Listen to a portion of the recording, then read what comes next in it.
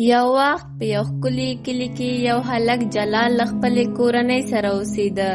د دوی اقتصادي حالات ډېر ښه نه و. نو جلال به د پلار سره د کروندو کارونه کول. خو د هغه یو لوی ارمان و زده کړې کول څو د خپلې کورنۍ راتلونکی بدل کړي. که هر څه کېږي زه باید خامخا زده کړې وکړم. خو یوه لویه ستونزه وه. د کلي ښوونځی نه درلود او د هغه مور او پلار نشو کولی چې هغه بل ښار ته د زده کړو لپاره ولیږي. جلال به اکثره د خپل کور مخې ته تر لویې ونې لاندې کېناسته. له ورایه به د ګاونډي کلي ښوونځي ته کاته چیرې چې ماشومانو زده کړې کولې او لوبې به یې کولې. د هغه زړه غوښتل چې د دوی سره یو ځای وي. جلال په چورت کې ناست دی، سترګې د ښوونځي ودانۍ ته دي. یوه ورځ به زه هم ښوونځي ته ځم. یوه ورځ جلال پریکړه وکړه چې که هر څومره سختي هم وي زده کړې به کوي. هغه د ګاونډي کلي له ماشومانو زاړه کتابونه پور کړل او هره شپه به د څراغ کمزورې رڼا کې مطالعه کوله. دا اسانه نه وه، کارونه سخت و. د کورنۍ غړي به ورته ویل جلاله زویه ته خپل وخت ضایع کوې، زموږ ژوند سخت دی، ته باید له پلار سره کار وکړې. هو زویا، مور دې رښتیا وایي، دا کتابونه هیڅ ګټه نه لري، موږ ستا کار ته اړتیا لرو. خو جلال پر خپل هوډ ولاړو.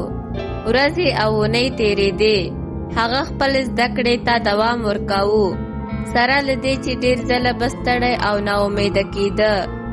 یو ماښام کله چې هغه له کروندو څخه ستړی ستومانه راستنېده، د ښوونځي ودانۍ ته یې وکتل او سوچ یې وکړ. که زه چېرته ښوونځي ته ولاړ نه شم، که زما ټولې هلې ځلې بې ځایه شي، بیا به زه څه کوم؟ هماغه شېبه د سړک غاړې ته یو مهربان بوډا ناست و چې د جلال اندېښنه یې ولیدله. هغه جلال ته اشاره وکړه. زویا، څه در باندې شوي؟ ولې دومره فکرمند ښکارې؟ ولې ځان سره خبرې کوې؟ کاکا، زه غواړم زده کړې وکړم، خو زموږ کلی ښوونځی نه لري. زه نه پوهېږم چې څه وکړم. زویا، صبر او زحمت د بریا تخمونه دي. ته باید د باندې ونې کیسه واورې او دا کلونه د خاورې لاندې وده کوي، خو کله چې راټوکېږي بیا څو میاشتې لوړ او قوي وده کوي. ته هم باید د بانس په څېر حوصله ولرې. د بوډا خبرې د جلال زړه ته ولوېدې. هغه پریکړه وکړه چې زغم او استقامت به خپل ملګري کوي. څو میاشتې وروسته یو حیرانوونکی خبر راغی.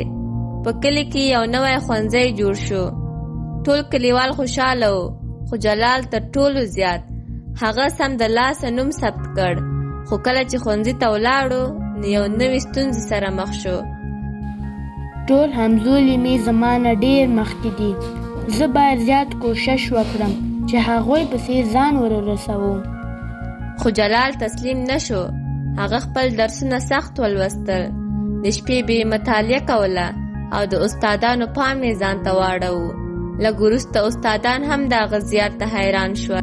جلاله، ته ډېر هوښیار او زحمتکش هلک یې. زه باور لرم چې ته به یو لوی سړی شې.